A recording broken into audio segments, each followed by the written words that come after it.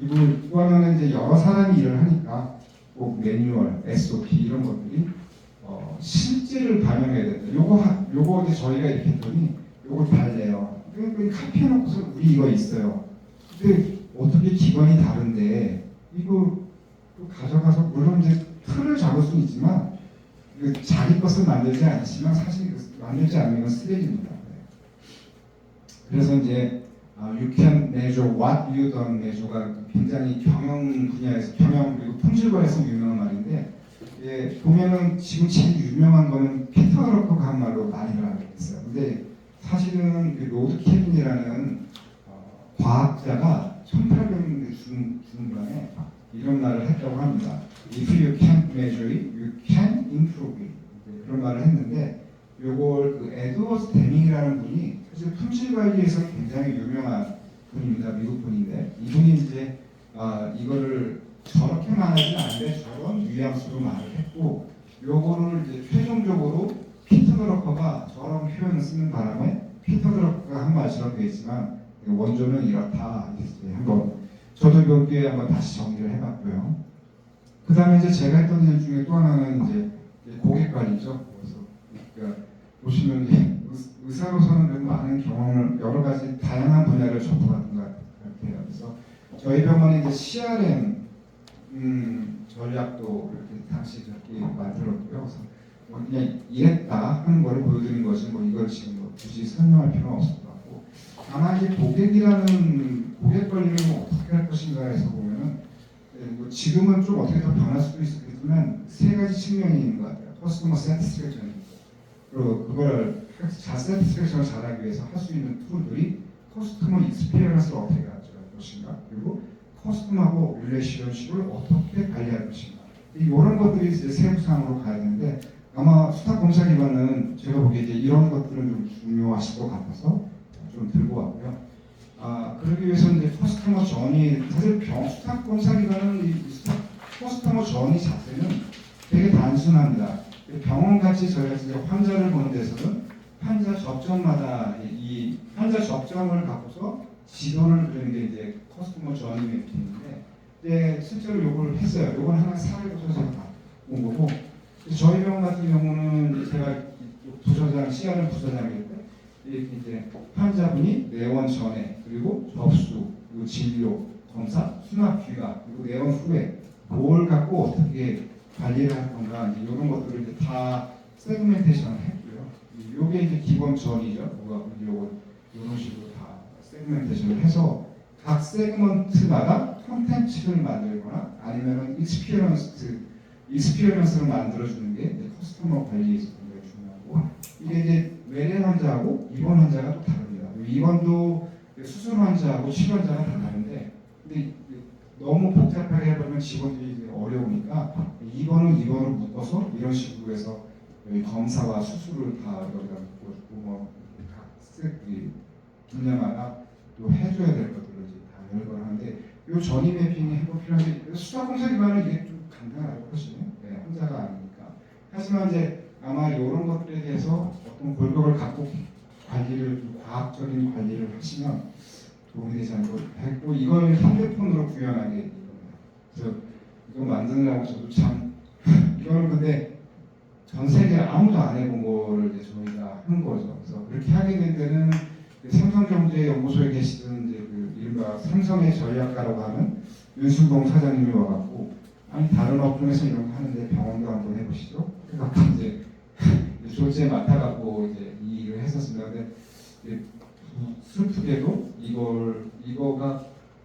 이것까지 만드는데 그 다음에는 이제 실행을 해야 되지 않습니까? 실행을 하려고 할 때 메르스가 터졌어요. 그래갖고 병원 문도 닫고 돈도 날라가고 원장님 사장님은 다 불려가서 혼나고 그래갖고 이런 게 다 없어졌어요. 그래서 좀 안타까워요. 좀 아깝습니다. 참 열심히 만들었는데 그리고 하여튼 그런 게 있다. 그래서 병원에서 이제 좀 관리자로서 기획 그리고 전략 그리고 인사 그리고 고객 환자 만족 그리고 CRM 그리고 최종적으로는 이제 이노베이션 센터하고 실무적으로는 바이오뱅킹 이제 다시 하고서 그다음에 이제 뭐 이렇게 너무 오랫동안 이런 일을 하니까 힘들더라고요. 그래갖고 이제 원장님한테 이제 그만하고 병리과로 돌아가겠습니다 하고 병리과에 와서 이제 가장하고 이제 끝났습니다. 근데 이제 병리과로 이제 돌아오려고 할 때쯤에서 2015년이 됐던 게 저는 항상 그냥 뭔가 안테나를 세우고 있거든요. 근데 이 정말 우연히 페이스북을 보다가 거기 이제 어떤 분들이 지금도 이제 페이스북 친구인데 자기네가 이제 이런 걸 한다는 거예요. 그래서 테크 트렌드 인사이트라는 이제 이런 세미나를 하는데 IoT, AI, 헬스케어 체인징 월 그리고 딱 보니까 헬스케어가 있는 거예요. 그래서 야 또 헬스케어를 어떻게 세상을 바꾸겠다고 IoT하고 AI를 갖고 궁금하잖아요. 그래서 또 갔죠. 또 갔더니 이제 유일한 이제 의사였어요. 그래서 이분이 이제 그 지금 유닛의 의장을 맡고 있는 백순욱 씨인데 이때는 막 그 졸업한 지 얼마 안 돼서 이렇게 하고 다녔어요. 이 두 분이 교수님이세요. 그리고 경영대 교수님이고 이분은 융합 교수인가 그러실 거예요. 공대 경영대 그리고 다 융합하는 이제 이런 분이거든요.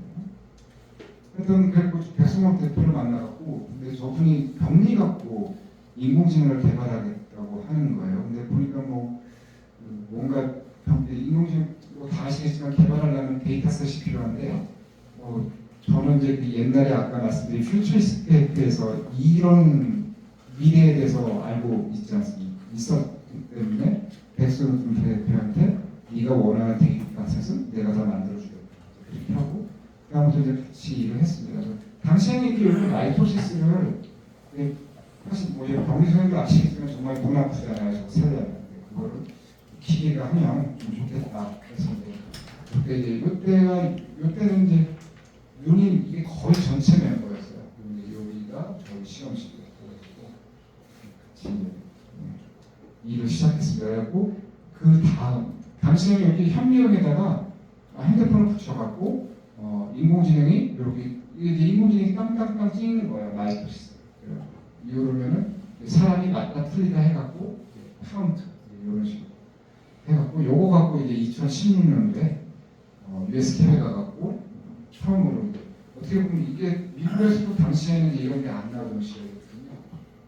이른바 현대판 인공지능으로 병리에서 아마 처음으로 리포트했던 그런 거였던 걸로 압니다. 근데 공교롭게도 이때 같은 거죠. 2016년 3월에 이세돌하고 발파고 사건이 터지면서 사실 저희도 저거 발표할 때까지 말고 인공지능에 대해서 아무도 얘기를 안 하는 시절이었는데 저 CF 학교를 갔다 오니까 이제 난리가 난 거예요. 눈이 주목을 받기 시작했고 그리고 오늘날에 이제 눈이 됐습니다.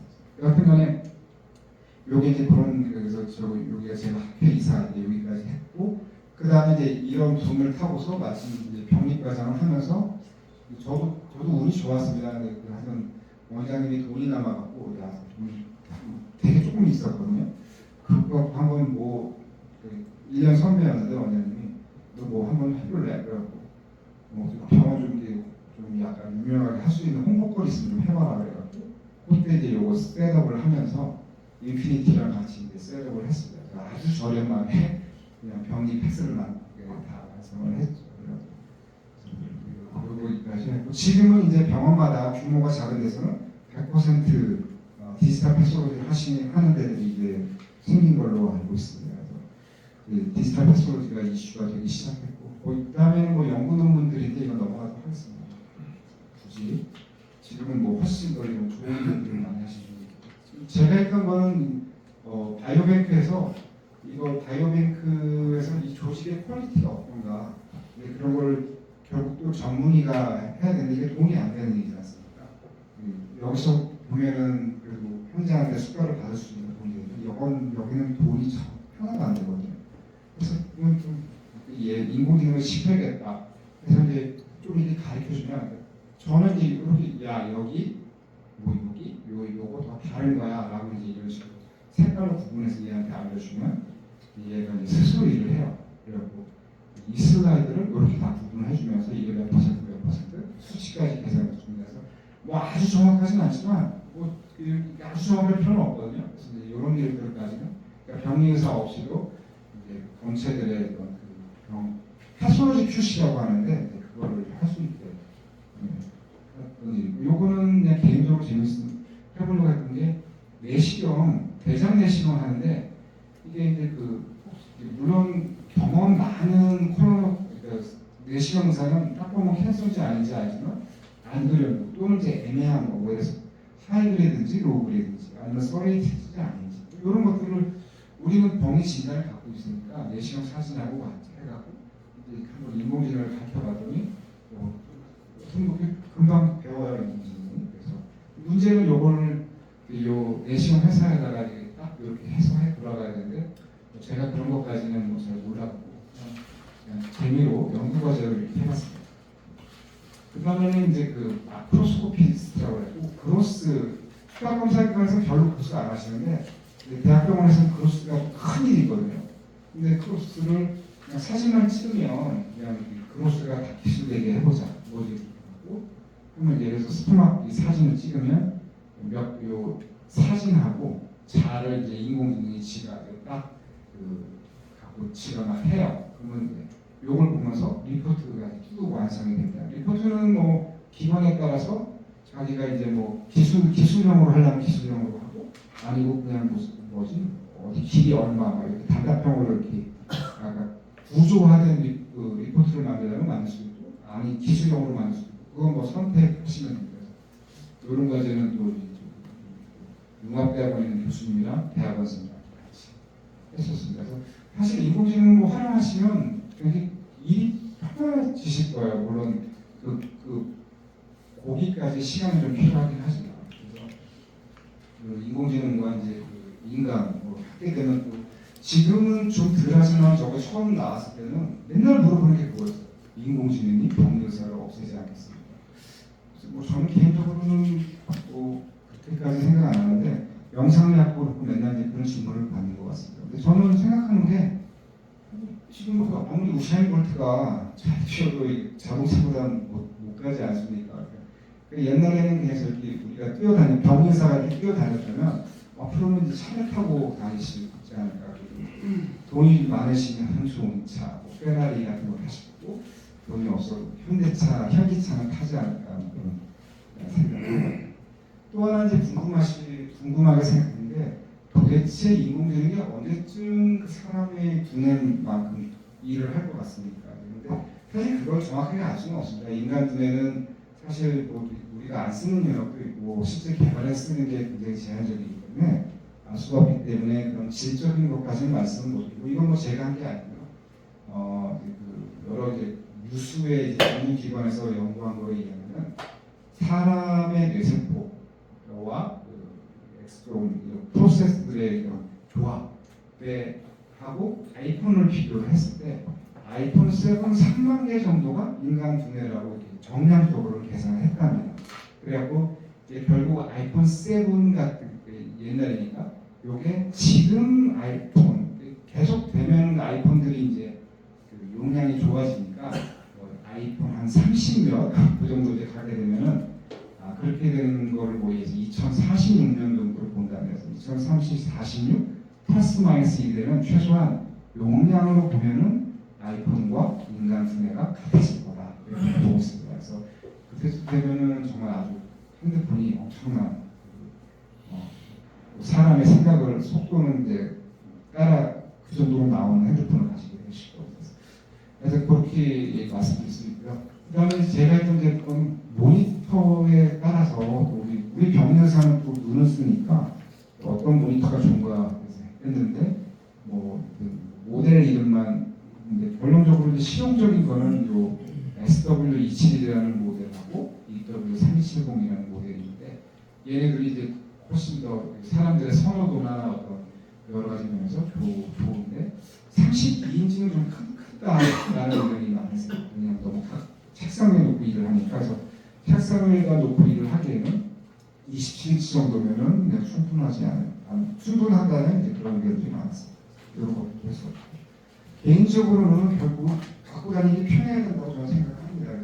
이런 슬라이드 한두 장짜리 손에 들고 다닐 수 있는 스캐너 그래서 이런 거를 좀 찾아보려고 많이 노력을 했고요. 뭐 이런 거는 되게 아무리 그거 해도 비용 자체는 아마 지금 이 스캐너 회사들이 제시하는 것보다는 많이 저렴합니다. 그래서 보통 4, 5천 안쪽으로 한 대를 장만할 수 있기 때문에 시범적으로 하시기에는 아마 더 낫지 않을까 생각을 하고 있습니다.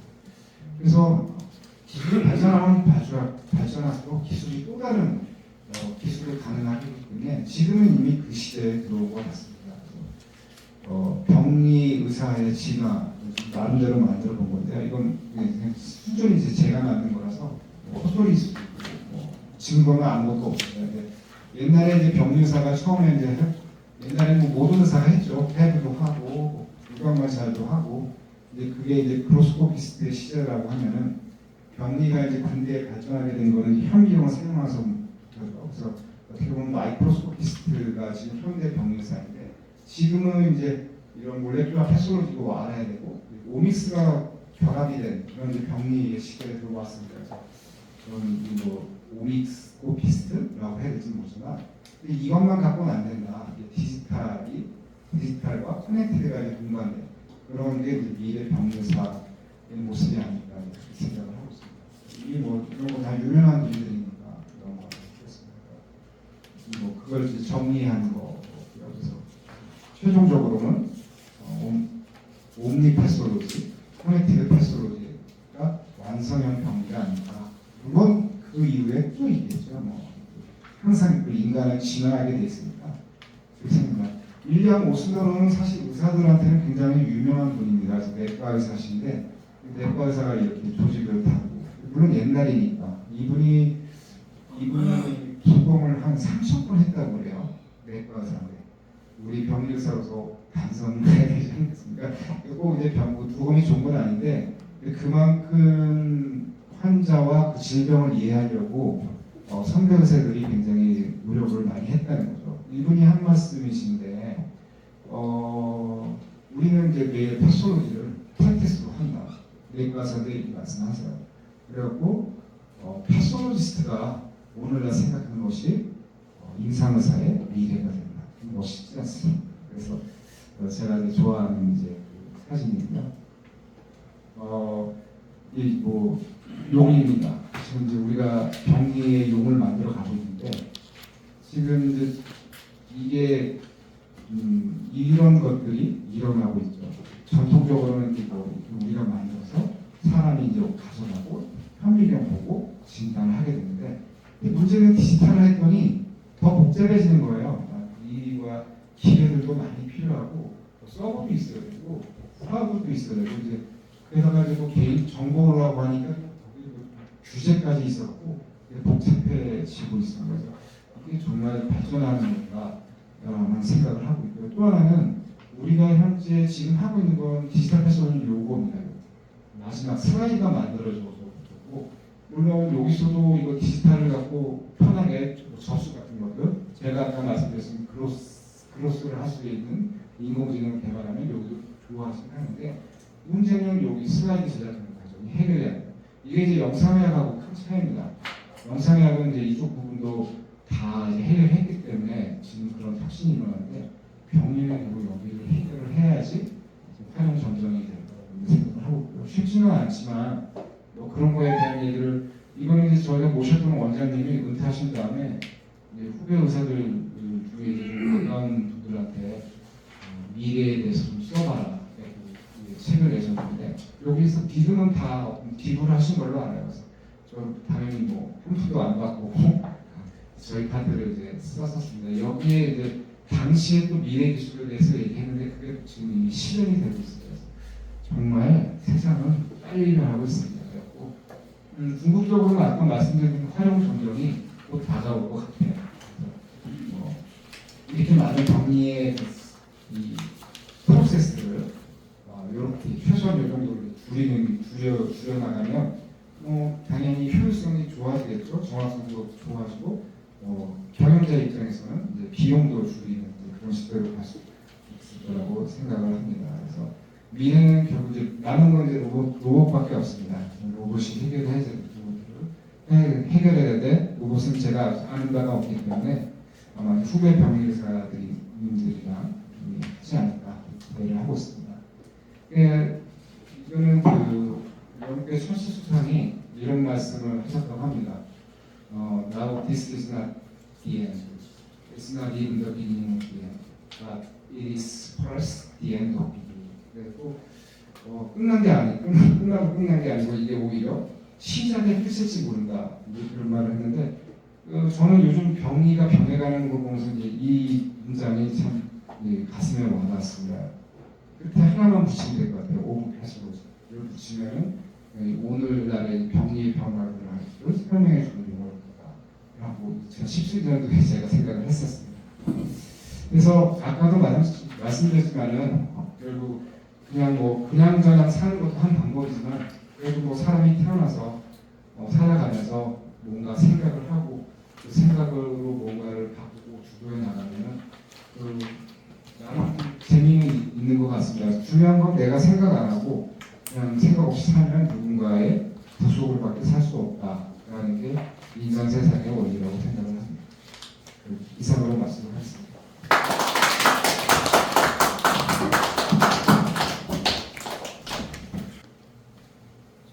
지금 AI나 이런 쪽의 미래가 결국은 수익이 되느냐 아니냐 그 라이센스도 같이 얽혀져 있잖아요. 제가 알기로는 지금 호주 같은 데나 이런 데는 환자 개인 그 진료 기록이나 이런 거를 개인이 그 자기 기록을 다루면서 그거를 다른 병원에서도 인정하는 그런 시스템이 지금 도입되고 있는 건 알고 있거든요. 근데 그게 저희 나라는 개인정보법이나 이런 것 때문에 그게 가능할지 그런 미래가 올지 좀 궁금하기도 합니다. 그러니까 사실 한국은 굉장히 여러 가지 면에서 특성이 강한 것 같아요. 규제라는 게 종잡을 수가 없어요. 저도 이제 정부랑 이제 연구과제 때문에 최근에 이제 용역과제도 했었는데, 그러니까 지금 의사 사태도 그렇지만은 누가 그 중요한 자리에 있느냐에 따라서 황당한 일들이 많이 벌어집니다. 저때 같은 경우는 저는 이제 바이오뱅크 때문에 이제 100만 명 한국인 바이오뱅킹 사업이라는 게 있거든요. 지금 이제 공고가 되고 예타도 통과했는데. 그거를 할 때 보면은 무수히 그 연구관이 와갖고 교수님 죄송합니다 하면서 또 위에서 뭘 요청을 한대요. 근데 얘기를 들어보면 되게 황당해요. 그러니까 전혀 이 프로젝트의 성격을 이해 못하고 그분들의 입장에서는 이게 어떻게 내치적으로 어떻게 보이느냐가 관심이 있어서 이걸 흔드는 그런 일들이 이제 발생하다 보니까 한국은 가장 어떻게 보면 그 정부 정책에 대한 예측 가능성이 저는 떨어지는 나라라고 봐요. 그게 이제 한국의 어떻게 보면 발목을 잡고 있는 거라서 그거는 제가 말씀드릴 수 없는데 지금 말씀하신 건 아까 호주 얘기를 했지만 제가 2015년도에 피츠버그에서 연수를 하고 있을 때 그때 이미 피츠버그 대학병원에서 마이 헬스 어쩌고저쩌고 해갖고 그 앱이 나와갖고 그 환자들은 그 앱에다가 자기 다 들어가진 않고 아마 클라우드를 통해서 이렇게 되는 것 같은데 그걸 갖고 있으면 그냥 가서 내가 그 다른 병원 피츠버그 네트워크에 있는 그 UPMC 네트워크에 있는 병원에 가면은 의원도 마찬가지예요.